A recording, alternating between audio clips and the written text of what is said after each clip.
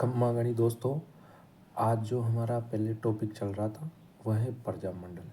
प्रजामंडलों के अंदर हमने जयपुर प्रजामंडल, जोधपुर प्रजामंडल, मेवाड़ प्रजामंडल, बीकानेर प्रजामंडल, लगभग जितने भी बड़े बड़े प्रजामंडल थे वह सभी प्रजामंडल हमने देख लिए थे।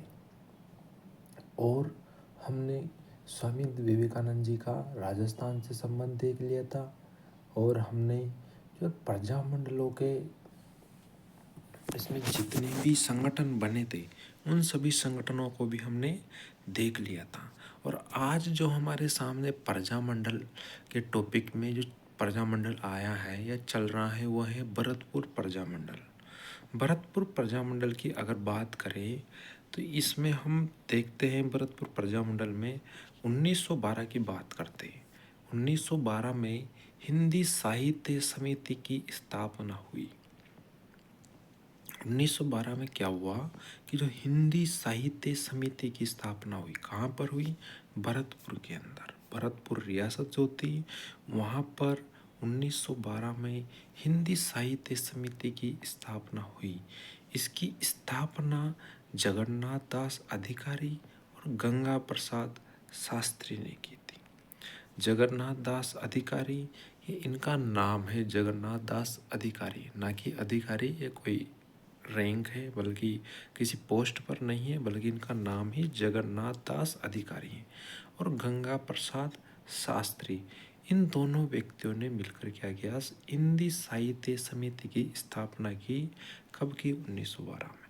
तो आपके सामने एग्जाम के अंदर क्वेश्चन आ सकता है या क्वेश्चन बन सकता है कि जगन्नाथ दास अधिकारी व गंगा प्रसाद शास्त्री ने हिंदी साहित्य समिति की स्थापना कब की थी?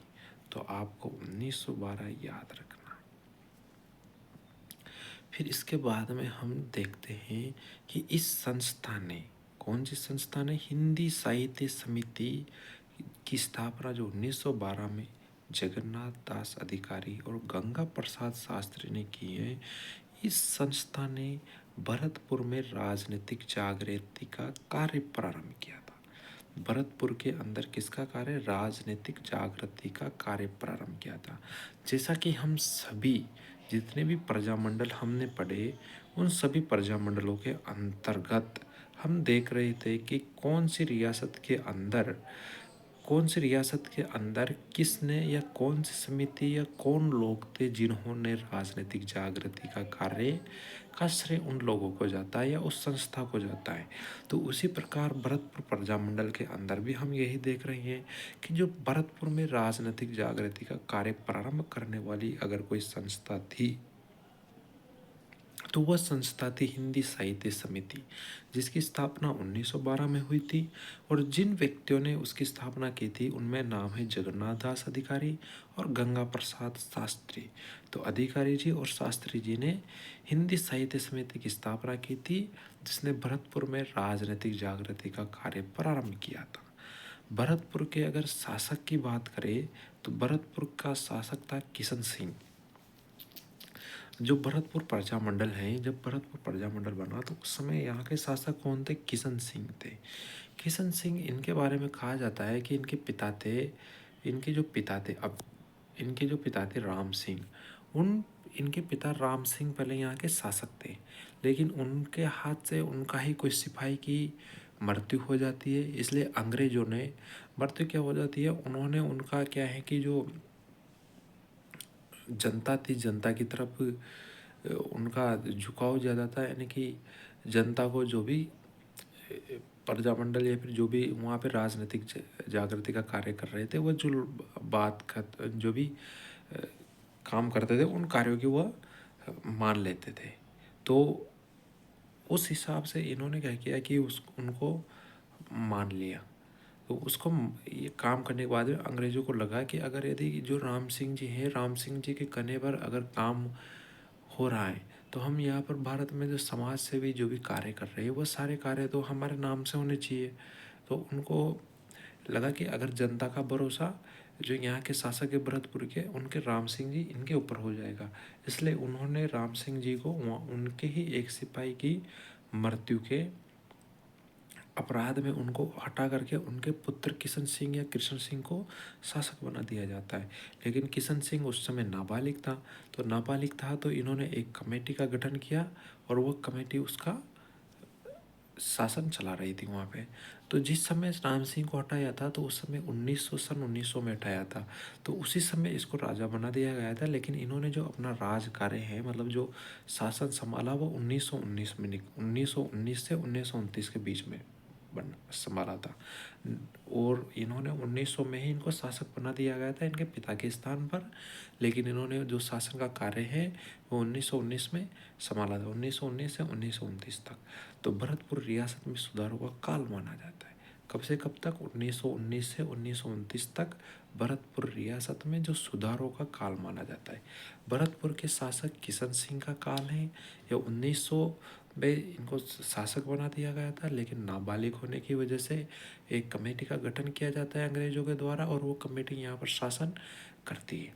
और यह 1919 में इन्होंने वहाँ का शासन का कार्यभार संभाला था, 1919 से 1929। इसलिए ये दोनों 1900 और 1919 दोनों याद रखने हमें, या तो 1900 से 1929 या 1919 से 1929।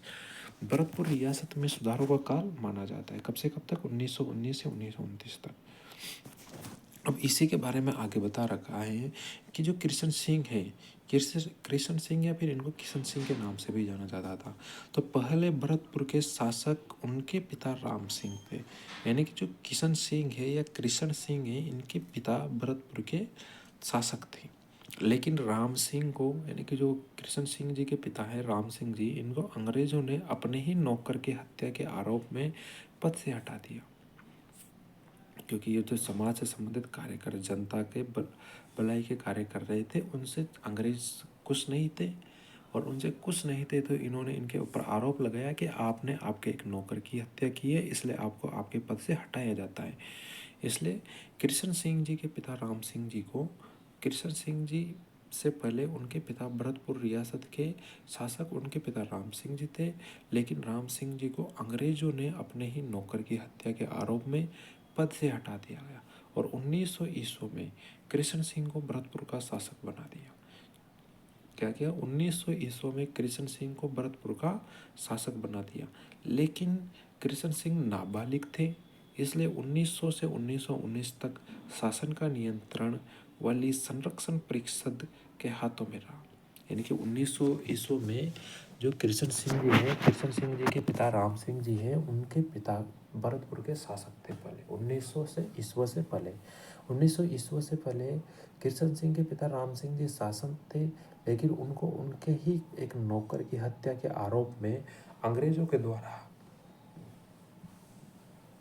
भरतपुर रियासत के शासक के पद से हटा दिया जाता है, और कृष्ण सिंह को 1900 ईस्वी में भरतपुर का शासक बना दिया जाता है। लेकिन कृष्ण सिंह जी क्या है, नाबालिग थे, तो 1900 से 1919 तक, जब तक वह नाबालिग से नाबालिग हो जाते हैं, तब तक 1919 तक शासन का नियंत्रण वाली संरक्षण परिषद के हाथों में रहा। वहाँ का शासन, भरतपुर का शासन किसके नियंत्रण में रहा? संरक्षण वाली परिषद के हाथों में रहा। संरक्षण परिषद किन्होंने बनाई? अंग्रेजों ने, उसके हाथों में रहा। और 1919 ईस्वी में कृष्ण सिंह ने शासन सत्ता को अपने नियंत्रण में ले लिया। कब? 1919 में। किन्होंने? कृष्ण सिंह जी ने शासन सत्ता को अपने नियंत्रण में ले लिया। अब किशन सिंह ने जगन्नाथ दास अधिकारी के नेतृत्व में भरतपुर रियासत में प्रशासनिक सुधारों के लिए आंदोलन चलाया, जिसे शुद्धि आंदोलन के नाम से जाना जाता है। अब किशन सिंह 1919 में बालिग हो गए, तो इन्होंने क्या किया कि जो, हालांकि इनके पिताजी को भी झूठे आरोप लगा करके उनको हटाया गया था, तो किशन सिंह ने क्या किया, जगन्नाथ दास अधिकारी हैं जिन्होंने हिंदी साहित्य समिति का गठन किया था, जगन्नाथ दास अधिकारी ने, इन जगन्नाथ दास अधिकारी के नेतृत्व में इनसे कहा कि आप एक काम करो, भरतपुर रियासत में जो प्रशासनिक सुधार है उनके अंदर उनके लिए आंदोलन चलाओ, जिसे शुद्धि आंदोलन के नाम से जाना जाता है। किन्होंने कहा? जगन्नाथ दास अधिकारी ने के नेतृत्व में भरतपुर रियासत में प्रशासनिक सुधारों के लिए आंदोलन चलाया, जिसे शुद्धि आंदोलन के नाम से जाना जाता है। तो आपसे क्वेश्चन पूछा जा सकता है कि जो भरतपुर रियासत है, यहाँ पे प्रशासनिक सुधारों के लिए आंदोलन चलाया गया था। वो किसने कहा था? तो किशन सिंह ने कहा था। और किसके नेतृत्व में? जगन्नाथ दास अधिकारी के नेतृत्व में भरतपुर रियासत में प्रशासनिक सुधारों के लिए आंदोलन चलाया, जिसे शुद्धि आंदोलन के नाम से जाना जाता है। फिर उसके बाद में हम पढ़ते हैं, एक नोट है हमारे पास कि राजनीतिक या प्रशासनिक शुद्धि आंदोलन का संबंध भरतपुर रियासत से, यानी कि अगर आपसे पूछा जाए कि राजनीतिक या प्रशासनिक शुद्धि आंदोलन, यानी कि राजनीतिक या प्रशासनिक शुद्धि आंदोलन का संबंध किससे है? तो भरतपुर रियासत से है। जबकि धार्मिक क्षेत्र की शुद्धि आंदोलन का संबंध आर्य समाज से, यानी कि जो स्वामी विवेकानंद जी ने जो आर्य समाज की स्थापना की थी, उस आर्य समाज से किसका संबंध है? धार्मिक क्षेत्र के शुद्धि आंदोलन से, यानी कि जो धार्मिक क्षेत्र है उसके जो शुद्धि आंदोलन है उनका संबंध आर्य समाज से है। जबकि राजनीतिक या प्रशासनिक शुद्धि आंदोलन का संबंध भरतपुर रियासत से है। अब बात करते हैं 1928 की। 1928 में क्या हुआ कि जो राजा किशन सिंह है, इन शासन समिति की स्थापना का निर्णय लिया। इन्होंने क्या किया? इनकी जो शासन समिति है उसकी स्थापना का निर्णय लिया, जिसमें जनता के प्रतिनिधियों को शामिल करने की बात कही गई, जो एक प्रकार से भरतपुर रियासत में उत्तरदायी सरकार की मांग को स्वीकार करना था। यानी कि 1928 में राजा किशन सिंह ने शासन समिति की स्थापना का निर्णय लिया, इसकी जो शासन समिति है उसकी स्थापना का निर्णय लिया, जिसमें जनता के प्रतिनिधियों को शामिल करने की बात कही गई, जो एक प्रकार से भरतपुर रियासत में उत्तरदायी सरकार की मांग को स्वीकार करना था। 1928 में राजा किशन सिंह ने शासन समिति की स्थापना का निर्णय लिया। इसका राजा किशन सिंह ने जो शासन समिति है उसकी स्थापना का निर्णय लिया, जिसमें जनता के जो प्रतिनिधि हैं उन प्रतिनिधियों को शामिल करने की बात कही गई, कि इनको जनता के प्रतिनिधियों को शामिल करने की बात कही गई, जो एक प्रकार से भरतपुर रियासत में उत्तरदायी सरकार की मांग को स्वीकार करना था। किशन सिंह द्वारा उत्तरदायी सरकार की मांग स्वीकार करने के कारण, यानी कि जो राजा किशन सिंह है, भरतपुर रियासत के जो राजा है किशन सिंह, इनके द्वारा जो उत्तरदायी सरकार है इसकी मांग को स्वीकार करने के कारण अंग्रेजों ने उसे पद से हटा दिया। किसको? राजा किशन सिंह को पद से हटा दिया गया। उसके पुत्र ब्रजेंद्र सिंह को भरतपुर का शासक बना दिया, तथा मैकेंजी को प्रधानमंत्री बना दिया। यानी जो किशन सिंह हैं इनके द्वारा क्या किया? उत्तरदायी सरकार की जो मांग है उसको स्वीकार कर लिया, और उसके कारण अंग्रेजों ने इन्हें पद से हटा दिया, क्योंकि अंग्रेज चाहते थे कि हिंदुस्तान या रियासतों के अंदर जितने भी समाज सुधार के कार्य होते हैं उन सभी कार्यों को हम ही करें। यानी कि जो उत्तरदायी सरकार के जो भी काम है ये तो हम सबसे पहले हमने स्टार्ट किए थे, तो हम ही इनको करें। कोई राजा अगर करता है तो उनका वो फेमस हो जाएगा रियासत के अंदर, और वहाँ की जनता उस राजा के ऊपर भरोसा करने लग जाएगी। और अंग्रेज कभी नहीं चाहते थे कि किसी भी रियासत के राजा के ऊपर वहाँ की जनता भरोसा करे। इसलिए उन्होंने, जब किशन सिंह ने उत्तरदायी सरकार की मांग स्वीकार कर ली, तो अंग्रेजों ने उन्हें पद से हटा दिया कि ये तो अभी समझते नहीं है, ऐसा बोल करके। और उसके पुत्र ब्रजेंद्र सिंह को भरतपुर का शासक बना दिया, तब मैकेंजी को प्रधानमंत्री बना दिया। जिस प्रकार सन 1900 में भरतपुर रियासत के शासक राम सिंह को अंग्रेजों के द्वारा उनके ही, जो राम सिंह जी हैं भरतपुर रियासत के शासक राम सिंह जी के ही एक नौकर की हत्या करने के आरोप लगाकर उनको शासक के पद से हटा दिया जाता है, और उनके पुत्र किशन सिंह को शासन, वहाँ का शासक, भरतपुर रियासत का शासक बना दिया जाता है। और 1900 से 1929 तक वो वहाँ के शासक रहते हैं। हालांकि 1900 से सन 1919 तक वह केवल नाम मात्र के शासक रहते हैं, क्योंकि संरक्षण समिति जो थी वही वहाँ का शासन देख रही थी। किशन सिंह जी उस समय नाबालिग होने के कारण। और सन 1919 में किशन सिंह जी के द्वारा भरतपुर रियासत के शासन का नियंत्रण अपने हाथों में ले लिया गया। और उसके बाद में इन्होंने क्या किया कि जो अधिकारी जी थे, उन अधिकारी जी को जो प्रशासनिक या शुद्धि आंदोलन चलाए गए, जो जगन्नाथ दास अधिकारी जी थे, जिन्होंने हिंदी साहित्य समिति की स्थापना की थी, जिनका श्रेय भरतपुर रियासत के अंदर राजनीतिक जागृति का श्रेय जगन्नाथ दास अधिकारी जी की जो के द्वारा जो स्थापना की गई थी हिंदी साहित्य समिति, उसको जाता है। उनके नेतृत्व में भरतपुर रियासत के अंदर प्रशासनिक सुधारों के लिए आंदोलन चला। यानी कि आप एक काम करो, प्रशासनिक सुधार करने के लिए आप आंदोलन चलाओ, और उन्हें क्या कहा जाएगा, शुद्धि आंदोलन के नाम से जाना जाएगा। अब अगर आपसे क्वेश्चन पूछा जाए कि राजनीतिक या प्रशासनिक शुद्धि आंदोलन का संबंध कौन से प्रजामंडल से है, तो आपको याद रखना है, ध्यान रखना है कि ये सब भरतपुर प्रजामंडल से हैं या भरतपुर रियासत से है। जबकि धार्मिक क्षेत्र के अगर शुद्धि आंदोलन की अगर आपसे बात कर ली जाए तो आर्य समाज से है। और 1928 में राजा किशन सिंह ने क्या किया कि जो शासन समिति है उसकी स्थापना की बात की। किसकी बात की? जो राजा किशन सिंह ने शासन समिति की स्थापना की का निर्णय लिया, जिसमें जनता के प्रतिनिधियों को शामिल करने की बात कही गई, और एक प्रकार से भरतपुर रियासत में उत्तरदायी सरकार की मांग को स्वीकार कर लिया गया था।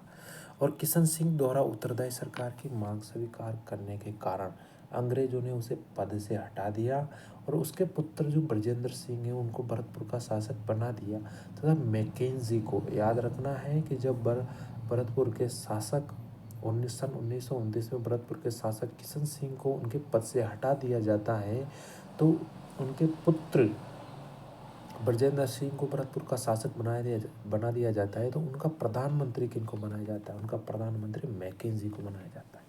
अब हम बात करते हैं भरतपुर राज्य प्रजामंडल की स्थापना, यानी कि भरतपुर राज्य की जो प्रजामंडल है उसकी स्थापना। जैसे कि भरतपुर हमने पढ़ा था मेवाड़ प्रजामंडल, वैसे भरतपुर राज्य प्रजामंडल की स्थापना। अब इसमें पढ़ेंगे हम यहाँ के संस्थापकों के बारे में। संस्थापकों में जो सबसे पहला नाम आता है वो आता है गोपीलाल यादव जी का। अब यादव जी को अध्यक्ष बना दिया जाता है भरतपुर प्रजामंडल का।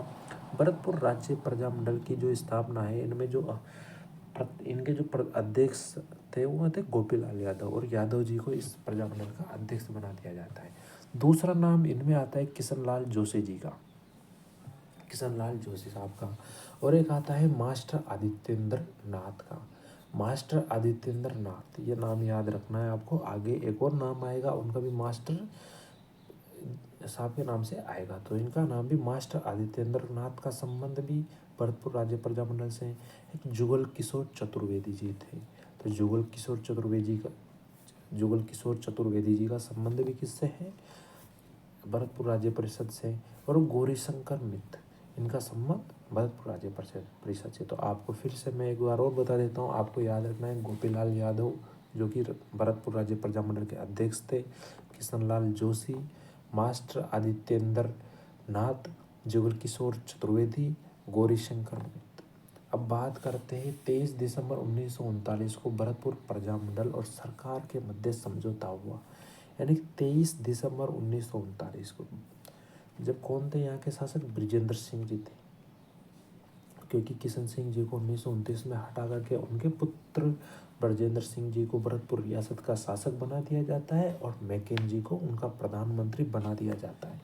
अब बात करते 23 दिसंबर 1939 को, यानी किशन सिंह जी को हटाने के 10 साल बाद भरतपुर प्रजामंडल और जो सरकार है उनके मध्य समझौता हुआ, और इस समझौते के अंतर्गत ही भरतपुर प्रजामंडल का नाम बदलकर भरतपुर प्रजा परिषद कर दिया गया। यानी कि जो भरतपुर प्रजामंडल और सरकार के मध्य 23 दिसंबर 1939 को समझौता हुआ, और इस समझौते के दौरान इन्होंने क्या किया, जो भरतपुर प्रजामंडल है इसका नाम बदला और भरतपुर प्रजा परिषद कर दिया गया, और इसी नाम से इसका पंजीकरण किया गया।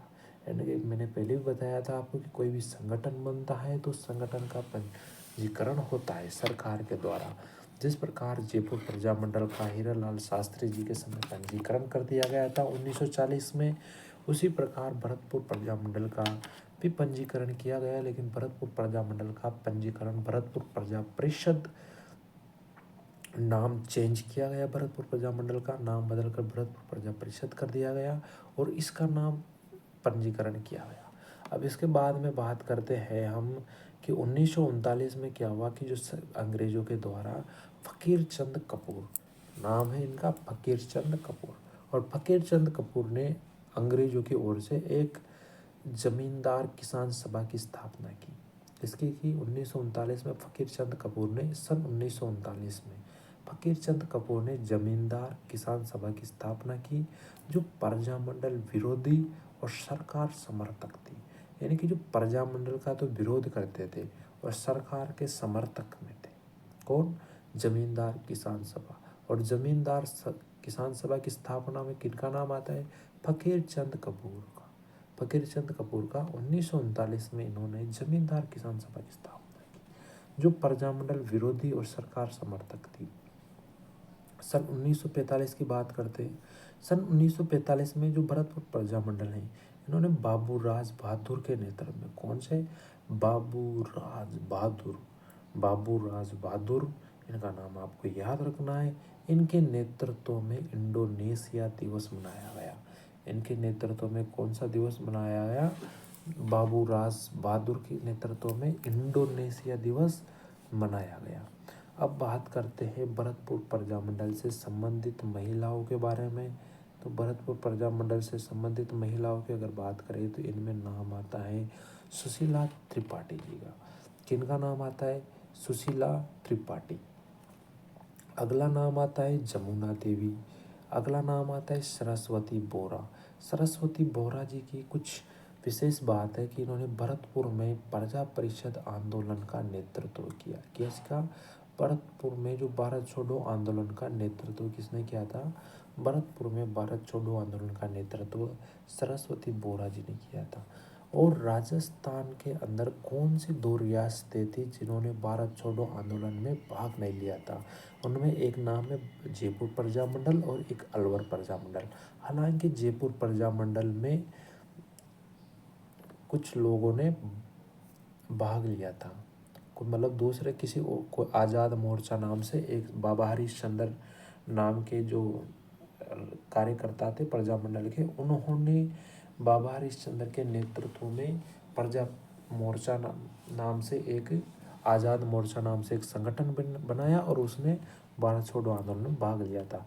और महिलाओं का सबसे ज़्यादा बहुत सी बार क्वेश्चन पूछ लिया जाता है कि क्या किसी उस प्रजामंडल के अंदर कौन कौन सी महिलाओं ने भाग लिया था? तो हमें याद रखना है सुशीला त्रिपाठी, जमुना देवी, सरस्वती बोरा, बसंती देवी, धर्मवती देवी, ब्रिजरानी और राम रानी। आपको इनका नाम याद रखना है। सुशीला त्रिपाठी आप नाम याद रखना है, जमुना देवी और सरस्वती बोरा। तो आपको इनमें याद रख सकते हो। जैसे आप ऐसे भी याद रख सकते हो यमुना, जमुना, सरस्वती। तो इसमें यमुना, अगर यदि सुशीला त्रिपाठी जी का नाम यमुना होता, सुशीला त्रिपाठी अगर यमुना होती तो हम यहाँ पर कह सकते हैं यमुना, जमुना, सरस्वती। इस नाम से हम इनको इस ट्रिक से याद रख सकते थे। तो आपको ऐसे इस ट्रिक से याद रख सकते हो कि अगर सुशीला का नाम यमुना होता तो यमुना, जमुना, सरस्वती भरतपुर प्रजामंडल से संबंधित महिलाएं होती। फिर होती हैं वैसे सुशीला त्रिपाठी जी हैं यहाँ पर, और जमुना देवी हैं और सरस्वती बोरा है। फिर आती है बसंती देवी। बसंती देवी, धर्मवती देवी। आपने शोले फिल्म में देखा होगा, बसंती नाम से कोई महिला थी, तो आप उससे इनको याद रख सकते हो बसंती देवी। और धर्मेंद्र थे इसलिए इनको धर्मवती देवी के नाम से भी याद रख सकते हो। और भरतपुर से ब्रिजरानी और राम रानी। ब्रिज में कौन थे? श्री कृष्ण जी। तो ब्रिजरानी और राम रानी, इस प्रकार से भी इनको याद रख सकते हो। फिर हम बात करते हैं अन्य महत्वपूर्ण तथ्य। अन्य महत्वपूर्ण तथ्यों में आते हैं हम जगन्नाथ दास अधिकारी, जिन्होंने सबसे पहले यहाँ पर इनका श्रेय जाता है। इनको किसका श्रेय जाता है? इनको भरतपुर प्रजामंडल के अंदर भरतपुर रियासत के अंदर राजनीतिक जागृति का श्रेय जगन्नाथ दास अधिकारी जी के, जो हिंदी साहित्य समिति है, उनको जाता है। इन्होंने क्या किया? वैभव नामक समाचार पत्र की स्थापना की। किसकी? वैभव नामक समाचार पत्र की। जो वैभव नामक समाचार पत्र था, इसका प्रकाशन किया था किन्होंने? जगन्नाथ दास अधिकारी ने। वैभव नामक समाचार पत्र का भी प्रकाशन किया था। वैभव नामक समाचार पत्र का भी प्रकाशन किया था जगन्नाथ दास अधिकारी जी ने। किसने? जगन्नाथ दास अधिकारी जी ने वैभव नामक समाचार पत्र का भी प्रकाशन किया था। अब अगली जो क्लास देखेंगे हम, वो होगा धौलपुर प्रजामंडल। क्या होगा? धौलपुर प्रजामंडल।